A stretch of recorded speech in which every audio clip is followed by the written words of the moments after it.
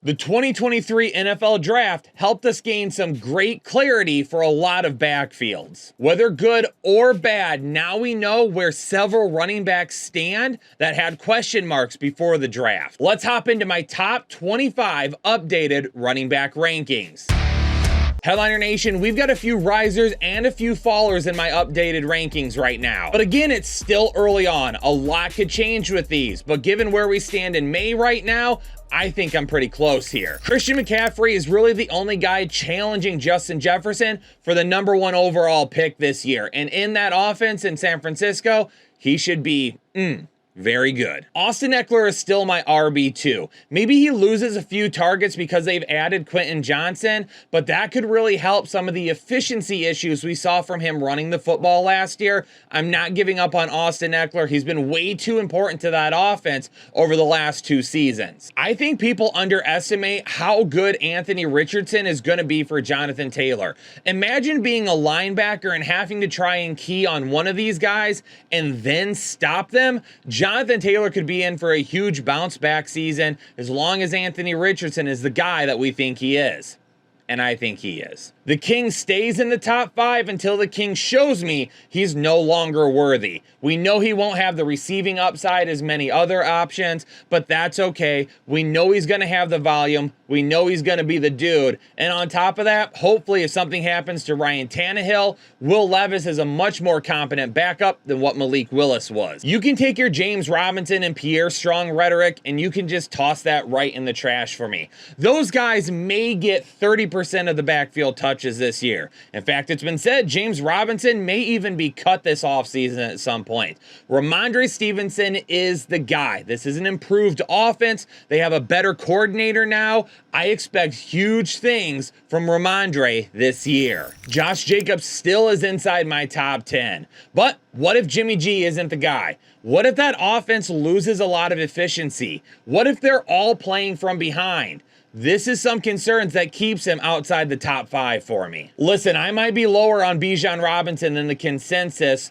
but I'm reading between the lines with this front office and coaching staff in Atlanta. They still plan on including Tyler Algier in the game plan. And in fact, he's going to get a lot of those high leverage touches within the 10 and 5 yard line. If he steals even 4 touchdowns from Bijan this year, that is definitely the difference between being a top 7 running back and being a top 5 running back. I love what Pittsburgh did this season. And if Kenny Pickett can take a step forward, this offense should look much better. But the key is Najee Harris is healthy heading into 2023. When he wasn't last year. And in the second half of the season, we got a much improved Najee. Hopefully that carries over to this season. People love Saquon Barkley, but I believe that we all need to come to a consensus on the fact that this is a guy that is propped up by his volume, not his efficiency or his receiving upside that we saw early in his career.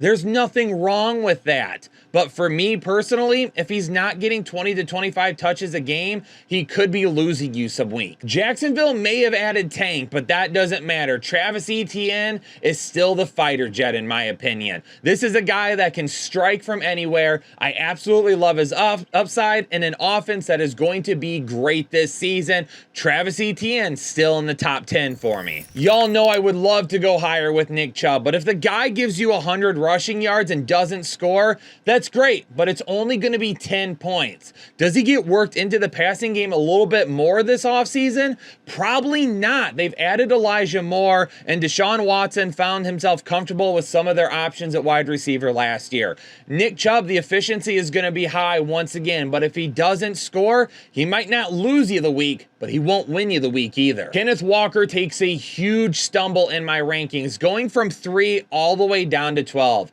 Yes, I 100% believe that Zach Charbonnet is going to have that kind of an impact in this backfield. Is Kenneth Walker going to be the guy? Yes. Is he going to get 60% of the touches? Absolutely, but Charbonnet is going to take some receiving upside from him and will probably vulture a few touchdowns as well. Breece Hall and Tony Pollard cannot be inside my top 12 until I I know for a fact they're going to be 100% healthy come week 1. They're both in great situations. They're both are going to have a ton of upside. But are they going to be healthy week 1, or are we going to have to wait until week 4, 5, 6 until they're 100%? The Green Bay Packers waited for Aaron Rodgers to leave to finally offer some offensive help through the draft. And while that's great for Jordan Love, nobody is going to be a more consistent helper than Aaron Jones. His receiving upside alone this season puts him in the top 15. Dalvin Cook is stumbling a little bit for me. He's not utilized in the passing game the same way he was when he was drafted. They've got great weapons in Jordan Addison, TJ Hawkinson, and of course, Justin Jefferson. So that receiving upside just will not be there anymore. If he's not ultra efficient, he'll be good, but he won't be great. I think the Carolina offense is going to surprise some people this season. And Miles Sanders may be inconsistent at times, but I think he's going to have some home run games that are going to help win you some weeks. For me personally, I really like him in best ball. In redraft rankings, he's a little bit lower for me. My biggest concern with Dameon Pierce heading into last season is, could he stay healthy for a full workload over the course of an entire season? And he answered my concerns with a resounding no. He couldn't stay healthy. Will he be able to this year? This is an improved offense. So even if he doesn't get the same amount of touches, having CJ Stroud under center hopefully will help him out with that. Listen, there's a lot of question marks around Cam Akers for me. Does he have the opportunity? Yes. Will we see Cam Akers from the end of 2022? Hopefully, but still. What happens with Matthew Stafford? Does he stay healthy? Does the receiving core bounce back, especially Cooper Kupp from injuries? All of these things are going to need to be answered. If they are true, Cam Akers could go higher. If not, he's a guy that isn't going to win you a whole lot of weeks, but he'll be there to maybe help you out as an RB2 or flex option. Joe Mixon is staying at number 20 for me right now, and he's a big faller from previous seasons.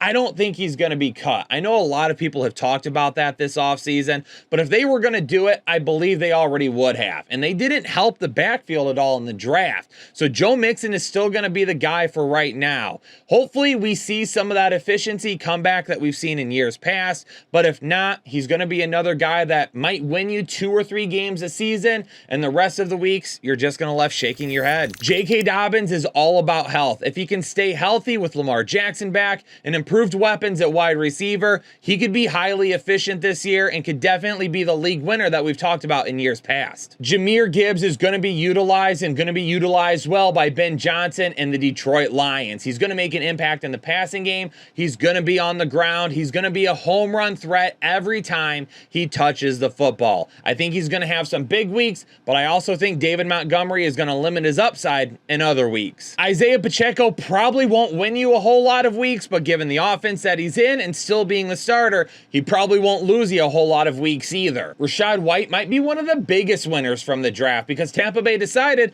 they didn't want to work on the backfield that much, and that's okay because that means Rachaad White is going to get some pretty decent touches this season. How efficient will those touches be, though, knowing that Baker Mayfield or Kyle Trask will be the quarterback? Yeah, we know that Antonio Gibson is going to steal some of the value from Brian Robinson, but Brian Robinson's going to be a guy that will probably give you 70, 80, 90 yards a week, and if he scores a touchdown, he's definitely an RB2 type of value. I'm looking at him this season being more of a flex play. Really, the question is going to be, is Sam Howell really going to be that guy? Yo, Headliner Nation, that's going to do it for me. Hit the like button if you like the video. Hit the dislike if you dislike the video. But nevertheless, make sure you leave a comment down below and let me know some guys that maybe you think are under the radar that you're really aiming for this season and that you would love to have on your team. Appreciate y'all being here. Subscribe if you're new. Stay safe and healthy, and I'll catch y'all on the next episode of the Fantasy Headliners.